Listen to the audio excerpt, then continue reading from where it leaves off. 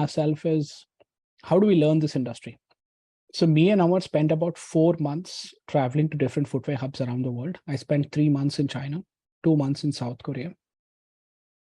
This was in 2017. Learned footwear design, manufacturing, sourcing. And that's when I realized that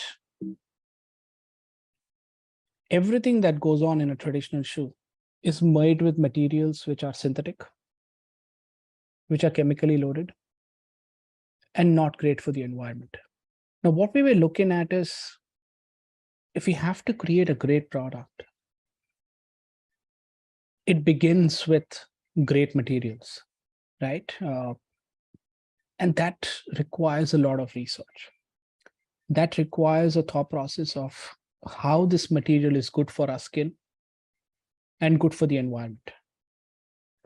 So we started looking for materials which, one, exist naturally within the environment. That means they don't require any chemicals, any petroleum-based oils.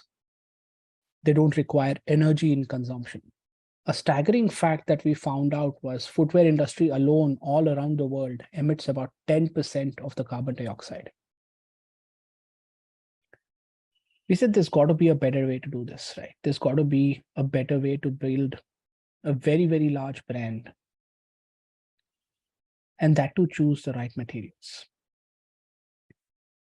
So this is the problem that we're going after, right? We said the entire industry has been operated for the last 100 to 300 odd years in a certain way.